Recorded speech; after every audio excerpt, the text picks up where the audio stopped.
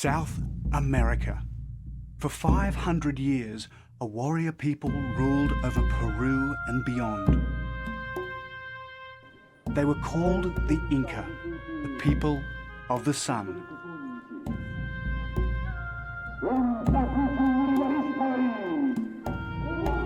They built great cities like Machu Picchu, where they worshipped the sun and sacrificed virgins to their gods.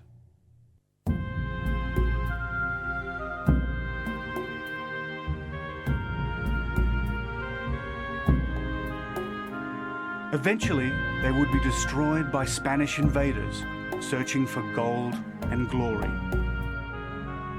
I'm here seeking a city perhaps even greater than Machu Picchu, one of many still lost in these jungles, where the Incas' history and perhaps their treasure lie undisturbed.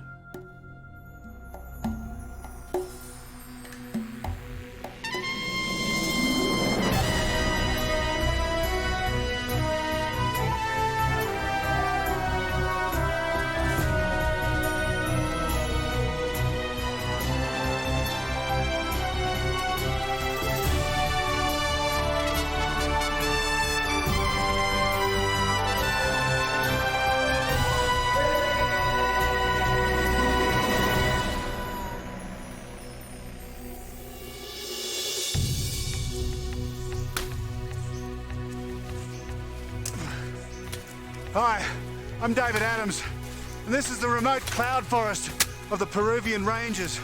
And this is where the last of the Incas found their refuge, and it's where they built their golden cities, and that's why I'm here.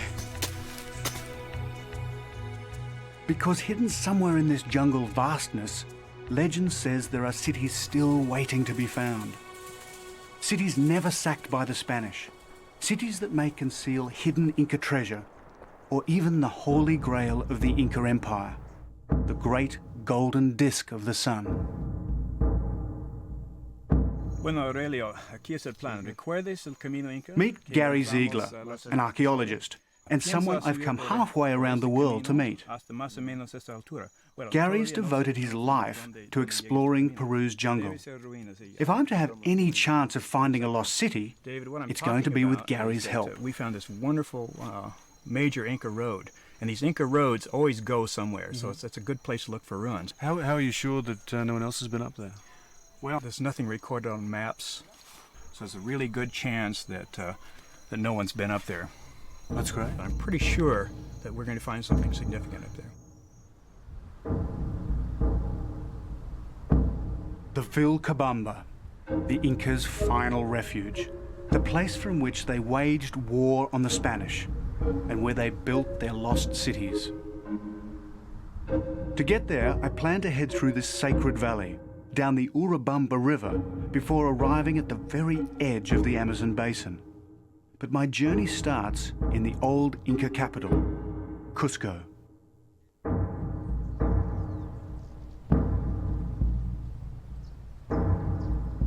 In the late afternoon light, it's easy to imagine Cusco in its heyday, as the city of gold, so intoxicating to the first Europeans to see it.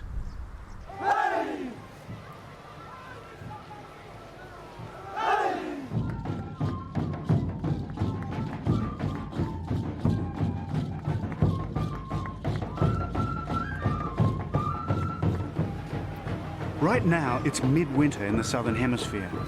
Time for Inchirrami, the Festival of the Sun. The oldest surviving Inca celebration, a vital link to Peru's past.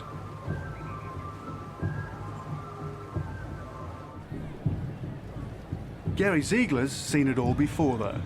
He couldn't wait, and so he's headed straight to the mountains.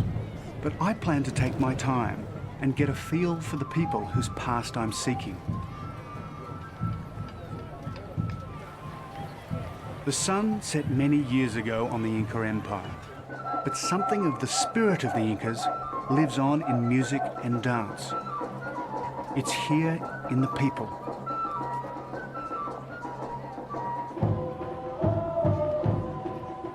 And it's here in the stones of the buildings, so perfectly constructed 500 years ago.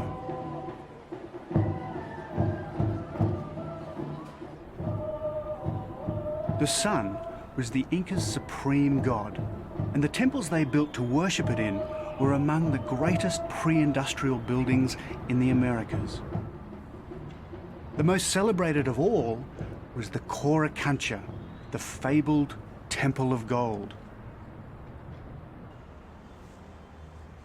Well, these walls look pretty bare now, but once they were totally covered in gold right throughout the whole temple. And there were golden llamas and golden idols in these recesses, the like of which the world had never seen.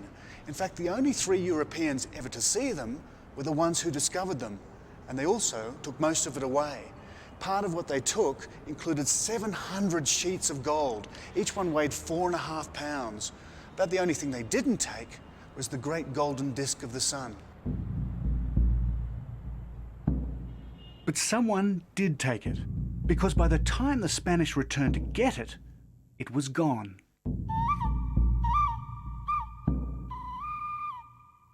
To this day, it's never been found. Its final resting place remains one of the world's great mysteries. Most likely, it's in the Urubamba, where Gary Ziegler's gone and where I plan to meet him in a week.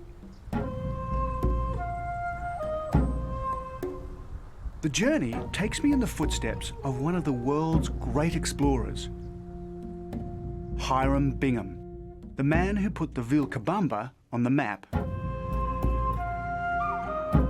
Like Gary Ziegler, he was an adventurer, the discoverer of the most famous Inca city of them all, Machu Picchu. But Gary Ziegler's also an archaeologist, so he's the perfect expedition partner. By now, I can't wait to follow him into the mountains.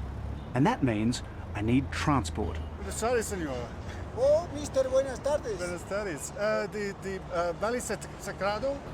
¿A dónde quiere usted viajar? A typical way of getting from place to place in Peru is by buying a seat on a truck. 150. 150. Okay, fantastic. Correcto. Very Muy good. bien. So for 150 soles, about 40 bucks, I have the doubtful honor of squeezing in for a long, slow ride. Vamos a prender el Ah, carro. it's a wind-up. Sí. The driver is Don Tieflo. His offsider, Ephraim. I think this is it's all about technique, this sort of thing. Ya, Yeah? ahí sí. I think it's like a sweet spot somewhere.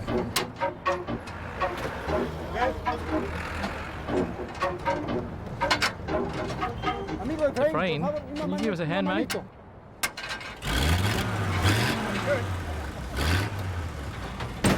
This may be one of the oldest trucks on the road, but no one knows that road better than Don Tieflo and Ephraim.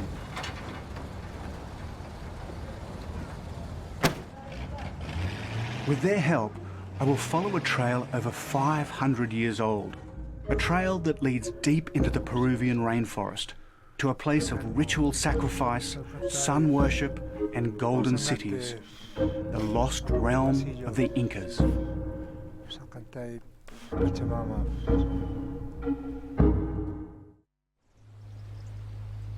The Incas believed they were the children of the sun, born on an island in Lake Titicaca.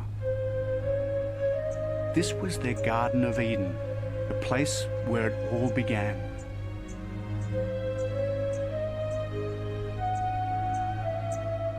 Where I'm going, though, is the place where it all ended.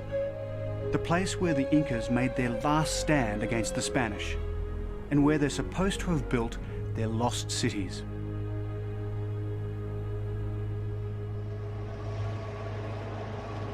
The Incas ruled over the largest empire since the Romans. And like the Romans, they built an elaborate network of roads, stretching from the equator halfway to the South Pole, and crisscrossing the continent from the Amazon all the way to the Pacific. This is a lookout area overlooking Taray. Very steep, all the way down.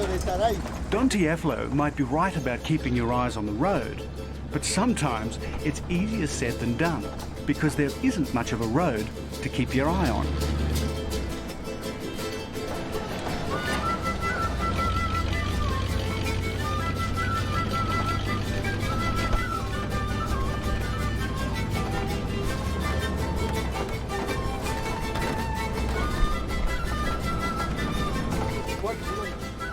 He's agreed to take me to the top end of the Sacred Valley, to the town of Ollantaytambo, Tambo, where I plan to hire porters for my journey into the Vilcabamba.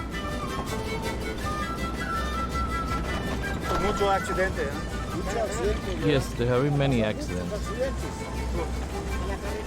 The road is full of sharp bends.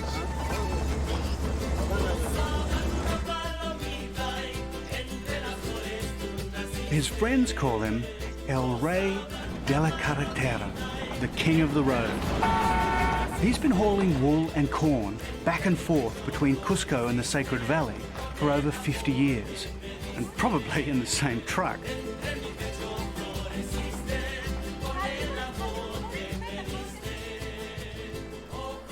On a hillside near the ruins of Pizac, I get my first look at the Urubamba Valley, the Sacred Valley. Esta quebrada, este valle, pequeño valle, This gully along this small valley ends up in a creek which flows into a big river, Canota, the Vilcanota River, baja which goes down to the Sacred Valley of the Incas. Valle Sagrado de los Incas. I can't believe it's amazing that they built them by hand, right? Sí. Luego las andenerías. Then the terraces of the ruins of Pizac. Pisa.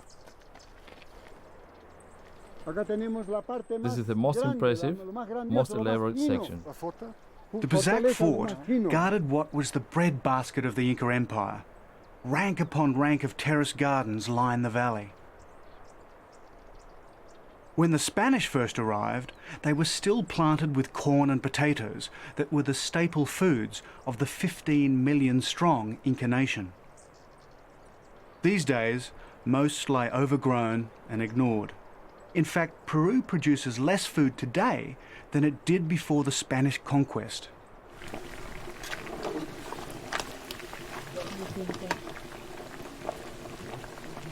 One of the many advantages of travelling with a veteran truck driver like Don Tieflo is that he knows all the best truck stops. No hay como un There is plato nothing like a típico good typical dish of de estos cracklings chicharrones después de una after a buena long day's jornada work. de trabajo. You find small roadside kitchens like this all over Peru, serving up the same food that kept the Incas going, corn and potatoes, with the favourite meat of the conquistadors, pork, in this case, deep fried. Good food. Very good food. Very good food.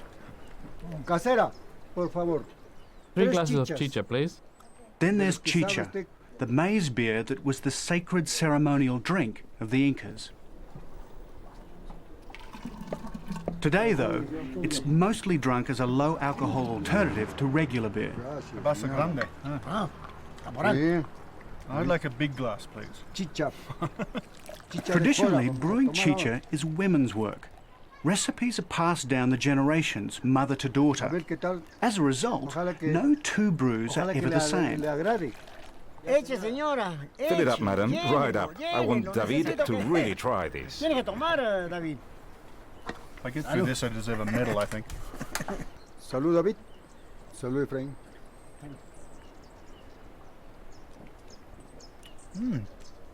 That's actually very good. ¿Qué tal? But they do all have three things in common: maize, water, and a magic La ingredient. chicha la preparan con jora. Y las mujeres mastican un poco y ¡ta! Para que fermente. No, Sí. what he's just told me is this stuff is prepared by basically women chewing the corn up in their mouths and then spitting it into a barrel, and then it ferments. It doesn't taste as good as I thought it did. No, Vale, not for me. oye, compadre, ya pues toma. Salud. Toma, pues este hombre.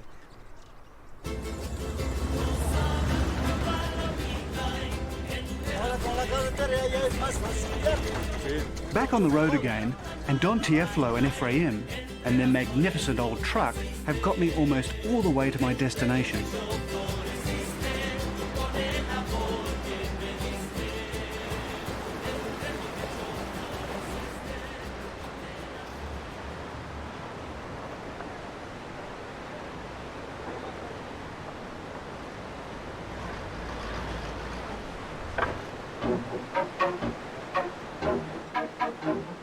Of all places to stall in the Sacred Valley, this is probably the worst. Impossible to get off the bridge and impassable for traffic.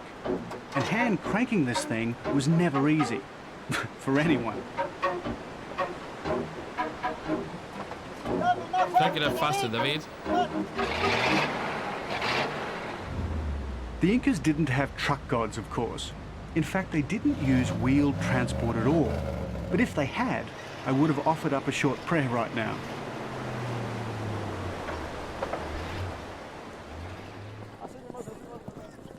Getting to Ollantaytambo on time provides an unexpected bonus.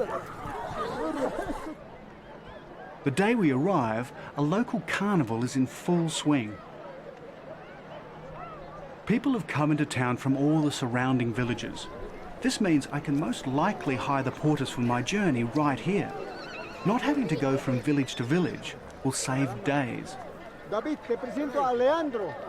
Alejandro is from the Kancha Valley, the same valley Hiram Bingham hired his porters from. Del Valle Patacancha. 5 hombres. Kami con mas kamu que sokta planisheki campus en Ispa. Ya, muy bien. Poconche camellos. Okay. So I think I've got my porters. Which means I can have the rest of the day off to enjoy the carnival.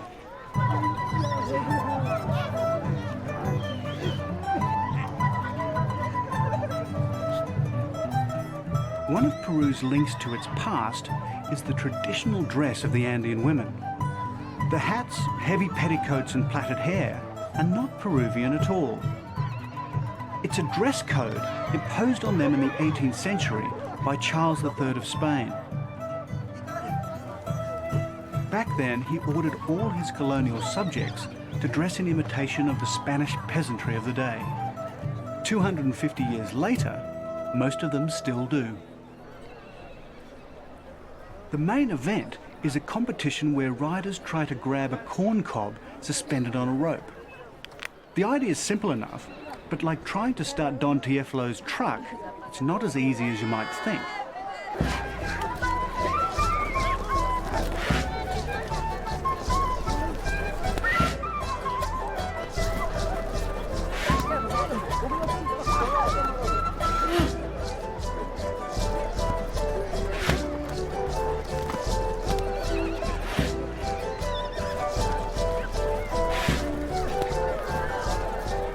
Beginner's luck, maybe, but not so lucky for the prize.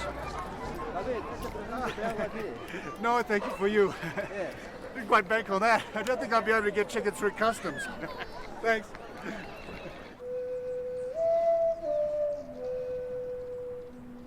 The Incas not only worshipped the sun, they also celebrated the natural world, thunder and lightning, the mountains, lakes and rivers. The Urubamba River is one of the Incas' most sacred. And when you see it at its mighty, thundering wildest, it's easy to understand why.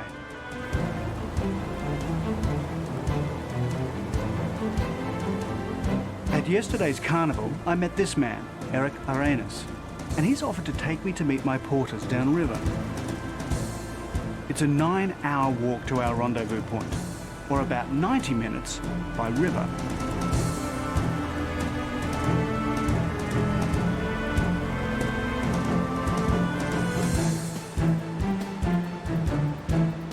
Trouble is, Eric's a former Olympian and Peruvian kayak champion, and I'm not.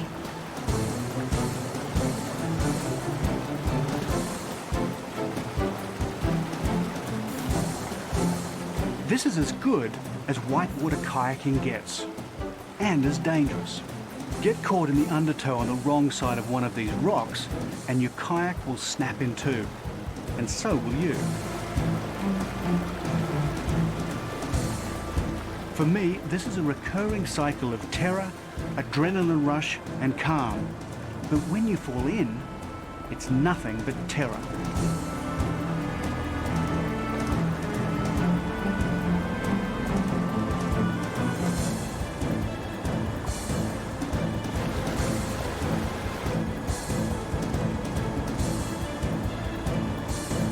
Time slows down, directions get confused. Fight a river like this, and you lose.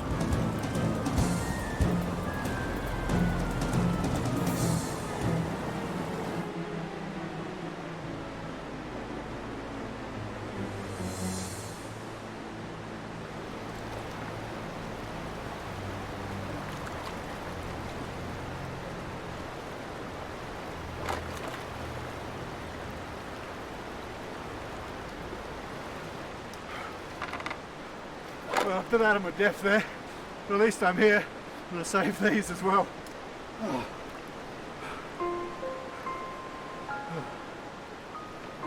Rest can come later though. Tomorrow I climb to the roof of the Andes and find the first clues pointing to a place that's remained hidden from the world for over 400 years.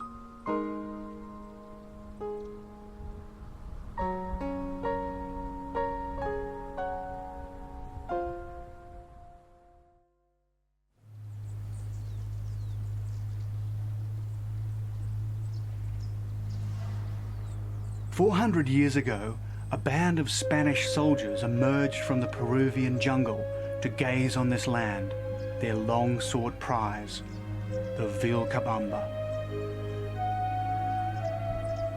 This was the rebel Incas' hideout, their last bastion against the pillaging Spaniards, the place they hid what was left of their gold and culture. I must go deep into this mountain stronghold, from the edge of the Sacred Valley through the high mountain passes of the Andes to Urubamba.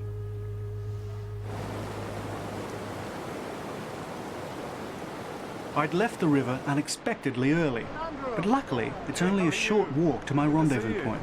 Sorry I'm late. Hola, ¿cómo está? Nice to see you. Me presento mi amigo David. Hey, pleased to meet you. Alejandro's friend is David Espejo, translator, shaman, and for the next 2 weeks, an invaluable source of information about all things Inca. Yeah, have you been waiting long?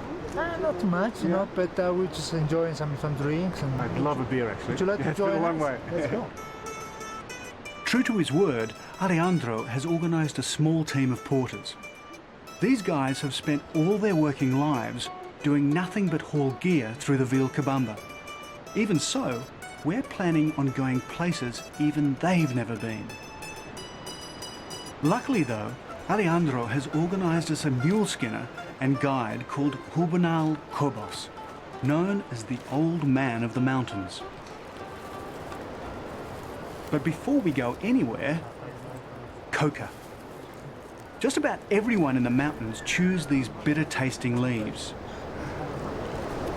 So, how do you take this? Well, basically what you have to do is take the end of the leaves. Before you chew it, you just off the mother. Coca was sacred to the Inca, which is hardly surprising as it's a kind of wonder plant. It suppresses hunger and altitude sickness, relieves stomach aches. It even allegedly eases the pain of childbirth. But most of all, it provides energy. But the only thing this stuff doesn't do is give you a high. Despite being the same stuff that they make cocaine from, you'd have to actually eat about a ton of it just to get any narcotic effect. It's more like coffee. It just gives you a good buzz when you're up in the mountains. It's said that by chewing coca, Inca messengers could run 150 miles a day.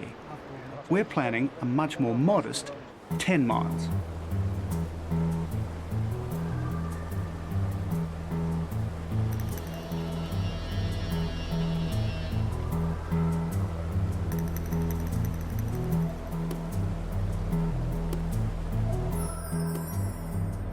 Legend has it that the Vilcabamba was where the Inca hid their treasure, and it's easy to understand why.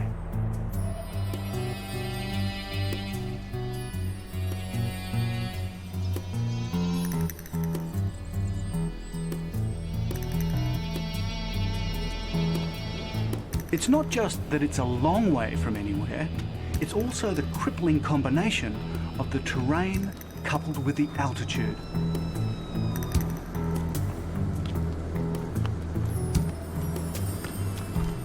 What's normally a 10-minute stroll at sea level becomes an hour-long haul at this height.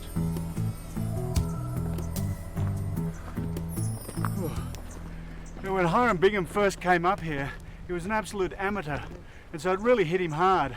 We're nearly at 10,000 feet, and he'd be stopping every 50 feet. Well, I can understand why. It's a pretty hard slog up here.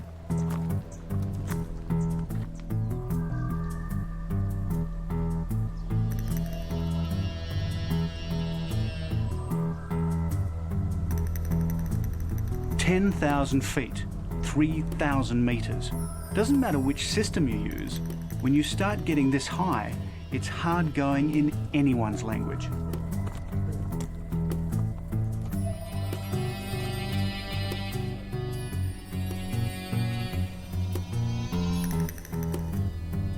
The Andes Range is the longest mountain chain on Earth. The terrain varies from jungle to glaciated ice peaks. At this altitude, even the slightest breeze is bone-chilling.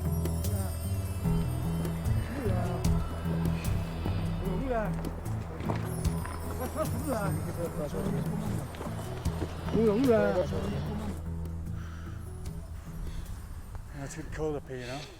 You know, we have a saying here in the Andes. Yeah, what?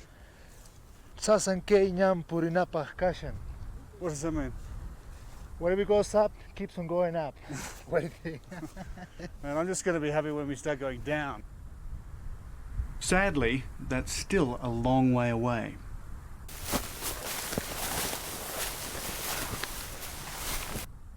Every now and then, though, we do get to a ridgetop, and the terrain flattens out for a short stretch of pampas.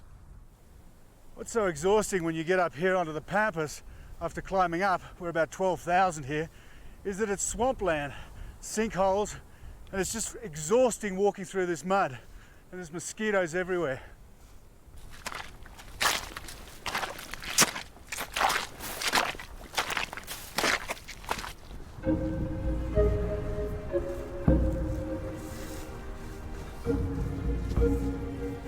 But where there's water, there's often an Inca site, because a reliable water supply was an essential requirement when the Incas were looking for places to build their cities.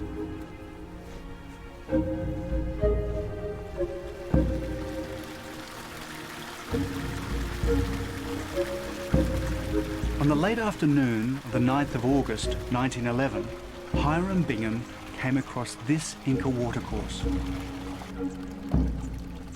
As soon as he saw it, he knew he was near a significant site.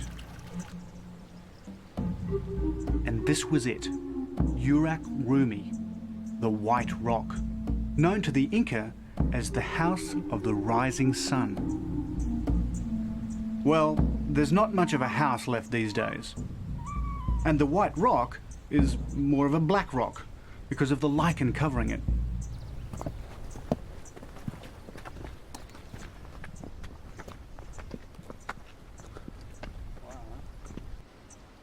The Inca believed certain mountains, springs, caves and rocks were all endowed with magical significance. Like shrines along a pilgrimage route, Urubamba was one such place. Why was it so important to the Incas? Oh, this because Manco Inca, one of the last Inca ruler, was who set up his new capital here in Bitcos, in this area. So this was like the shrine, like the temple of the sun. Okay. One of the most important places in this area. The Inca were stonemasons without peer. And their legacy can still be seen in the way these guys make a camp oven.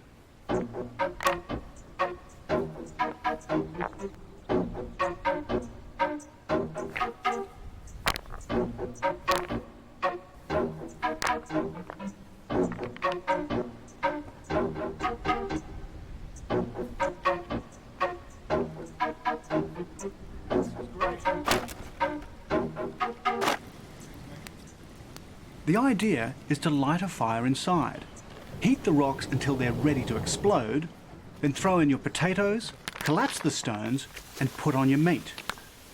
Cover it all over, and then let it cook for an hour or so.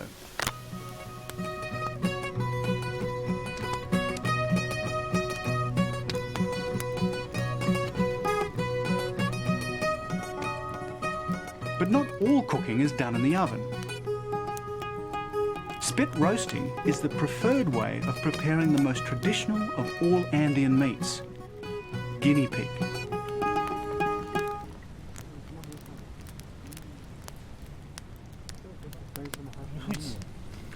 Oh, it's good. You like it? Yeah. So did the Incas eat a lot of guinea pigs? Yeah, on special occasions, yeah. Yeah. Yeah, when we were guests, you know. Because back home we keep them as pets. No. We eat them here. So the people that live up in these remote areas, do they still consider themselves as Incas? Native, yeah. Yeah. Quechua people. Yeah. So is that do they take on some of the ways of the Inca? Do they think of themselves as Incas Sure. still? Yeah, I feel like that myself. Yeah? Yeah. Yeah, well, you look like a lot of the Thank you. paintings I and got my drawings I've seen. nose, you know, like. Thank you. Nice. The spirit of the Inca is not only alive and well in David Espeo, it's also here in these mountains. And tomorrow we head for one of the most sacred of all Inca sites. A place so remote, more gringos will climb Mount Everest this year than have been to where we're going in the last 400 years.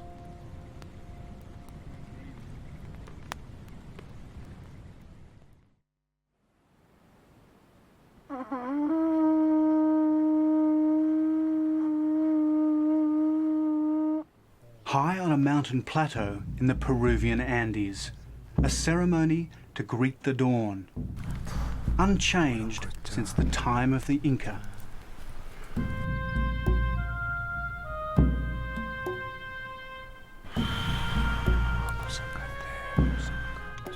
Holy man David Espeo leads the porters in asking the mountain gods for their blessing and safe passage.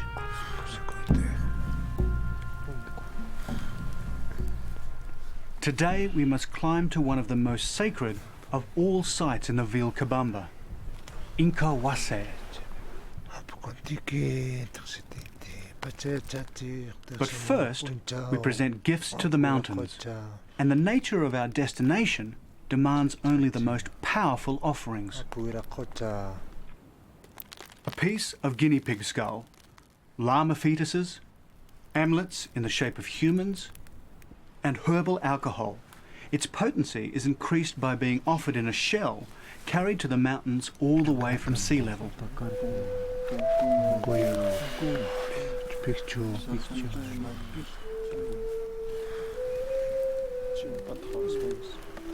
Only after the mountain gods have been invoked and the offerings burnt can the next stage of my journey commence.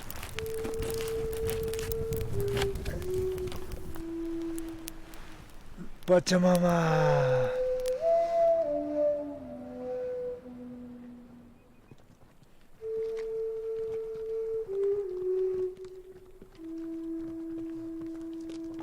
This is the hardest leg of all.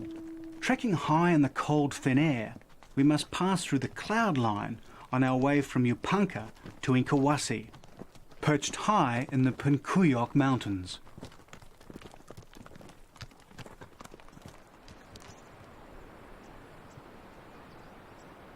Yupanka is where we agreed to meet archaeologist Gary Ziegler.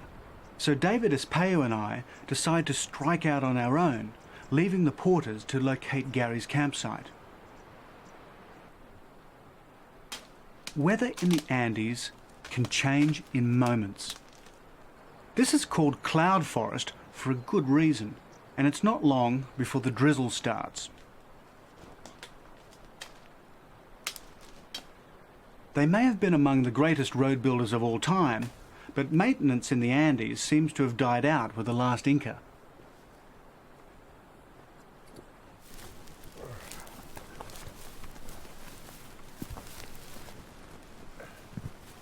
Well, believe it or not, this was once an Inca road, but over 400 years, these things have all collapsed.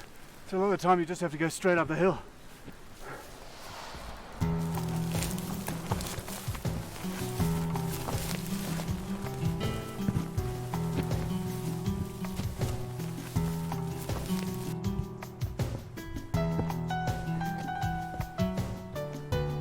The Inca also ripped up many of the Vilcabamba's roads and pathways so the Spanish couldn't follow them, especially if they led to an important place like Incahuasi.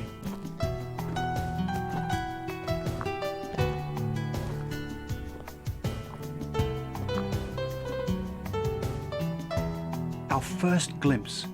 It's still 3 hours away across a mist-filled valley, but in view at last. For the Incas who tried to recreate their empire in the Vilcabamba, this was their equivalent of the Vatican, their Mecca. The place where the last of the Incas kept their most holy relics. Hidden in the clouds 4,000 meters above sea level, 13,000 vertical feet of rugged terrain has protected this most sacred of sites for centuries.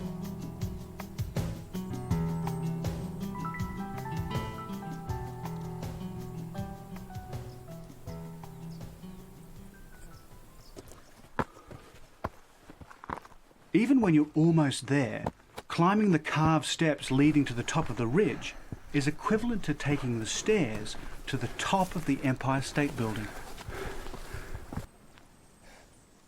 So 6 hours after leaving the porters, we finally arrive. And right on cue, the sun comes out. And this is where they think that the golden disc of the sun came? Looks like, this looks like a place here, I mean... Incahuasi is a testament to the decline and fall of the Inca Empire. It's one of the highest, in the Vilcabamba mountain range.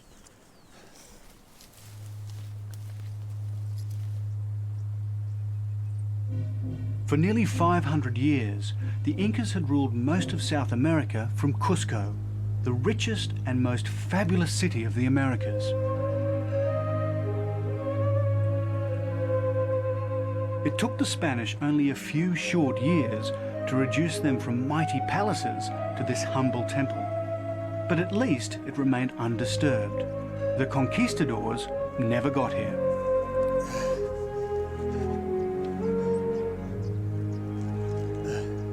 It doesn't surprise me that the Spanish didn't get up here.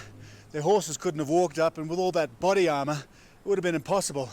It also doesn't surprise me that Bingham didn't get up here, because it really is a hell of a hike. What is surprising is that the Incas got up here at all and built this place.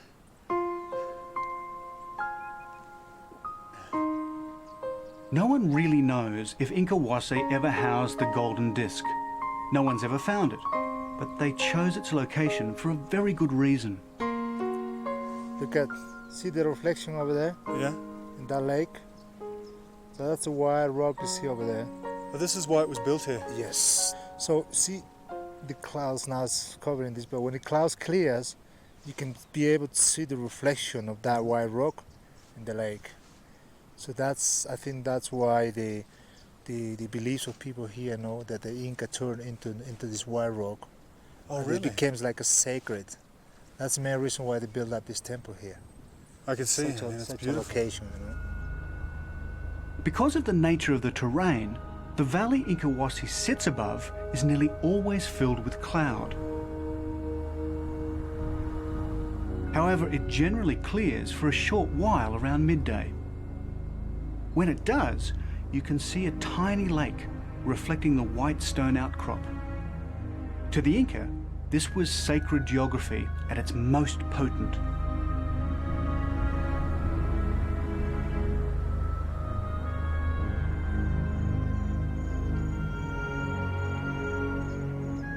Our two-man pilgrimage over, and we're in luck. The porters have located Gary's camp. Gary's been here a couple of days, and he's already probed into the jungle. Bueno, Aurelio, ¿recuerdas el camino Inca que encontramos la semana pasada? Gary's an old-school explorer, one of the last of a dying breed, a modern-day Hiram Bingham, who's devoted his life to helping locate Peru's lost cities. So what we plan to do is to go up to about this level of altitude. How high is it going to be? It's going to be above 3,000. I'm guessing about 3,700 meters. And then we're going to clear trails and look for indications. This is what I've come all this way to experience, the chance to find one of the Inca's lost cities. The thought of it affects us all. The atmosphere is electric. I'm pretty sure that we're going to find something significant up there.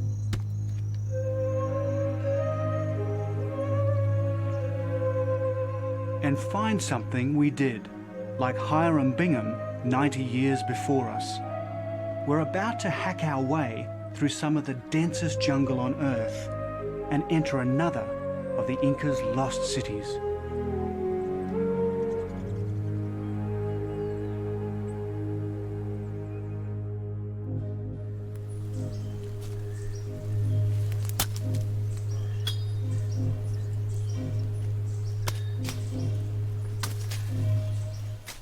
Peru's Urubamba region is home to some of the densest jungle on the planet. This is the domain of the puma, the scorpion, and the deadly bushmaster viper. But right now, they're the least of my worries. One of the things about travelling in this jungle is all the bugs that get you. I've actually got one, a really fierce one, called the Puncuyoc, which translates to make the puma cry. And I tell you, when it bites you, it really does.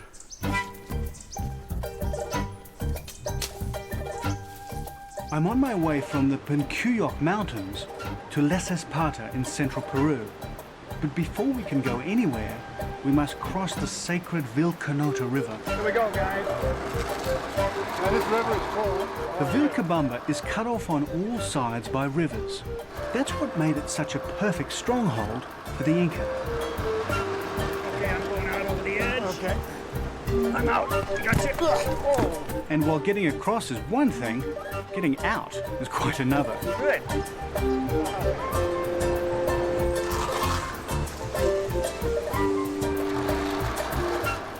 And it's not just me. There's quite an art to keeping this thing steady. On dry land, the porters are as sure-footed as they come, but even they find the river crossing challenging.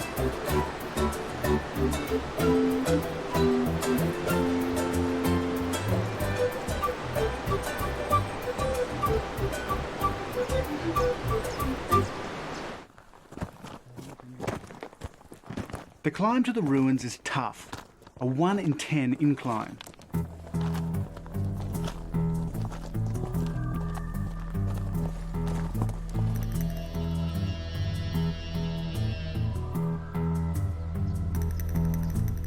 Pack a trail out here one day, and 6 months later, it's gone, reclaimed by the jungle. Little wonder cities and temples still remain hidden from view.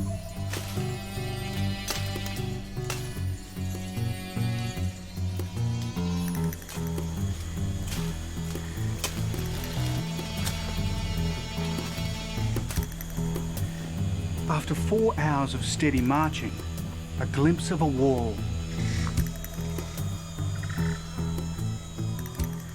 Then another.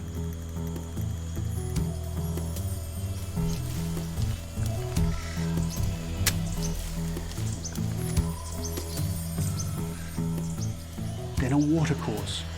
And suddenly it seems as if the jungle is cloaking buildings everywhere.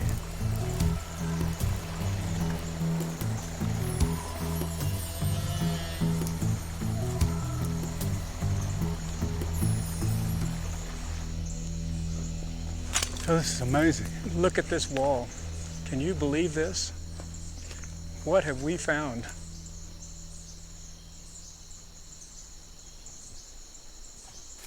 In amazement, we push forward through the overgrown streets and into buildings long ruined.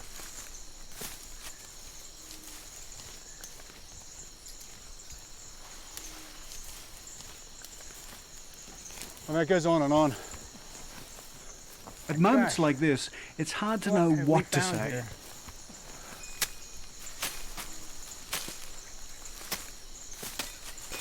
David, look at this window. This is definitely Inca. Oh, it keeps going.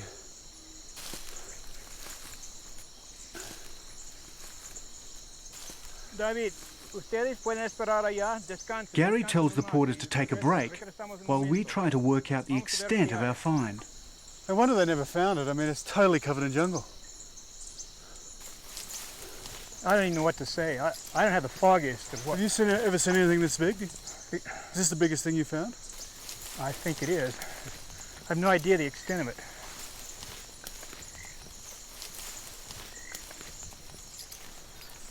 Oh, yeah, look at this view. Wow. That's the Urubamba River. This is typically Inca.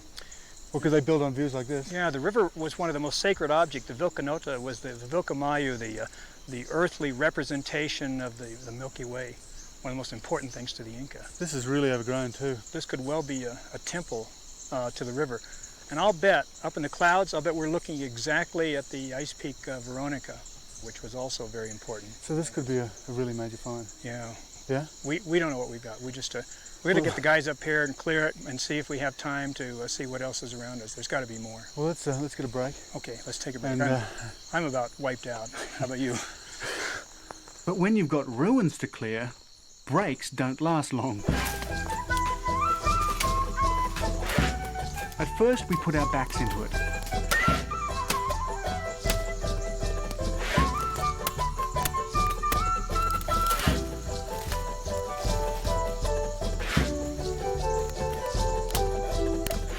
Then, as the worst of the undergrowth is cleared, we ease up, being careful not to damage anything.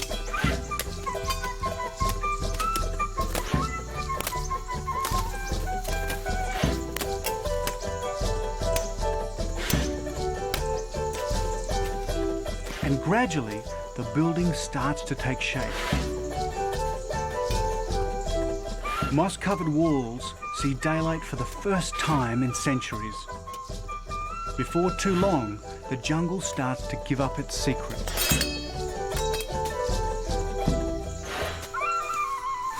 Vamos a ver la distancia de este muro. For centuries, the cities of the Incas disappeared from view. Like Atlantis, El Dorado and Shangri-La, they became places of legend, sought after but never uncovered. You know, one of the odd things about Hiram Bingham was that when he came and discovered these sites, he knew nothing about archaeology. And he travelled around with this book, which is the Royal Geographical Society's Hints to Travellers. It's got everything you need to know about discovering an ancient site, if you happen to, like we've just done. Even got a little ruler. Thing is, I know nothing about this, of course, but Gary does, so I'm relying totally on him and not the book. But it seems our euphoria is premature. We are not the first, as we'd hoped. So, Gary Ziegler's identified it name it? as the town of Sapamaka, a place noted but never visited by Hiram Bingham. Yeah, give us We're going to finish over here. Go ahead. I'll keep working. In fact, it's almost never been visited at all, and certainly never been filmed. The Incas may be long gone, but these walls still stand in mute witness to the glory of the greatest empire of the ancient Americas.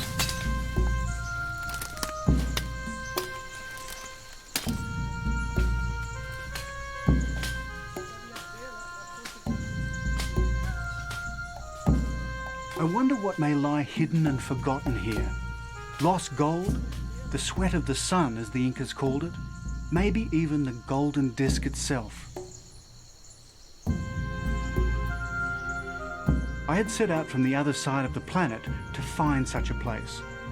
Now it will be for others to take on the painstaking work of exploration.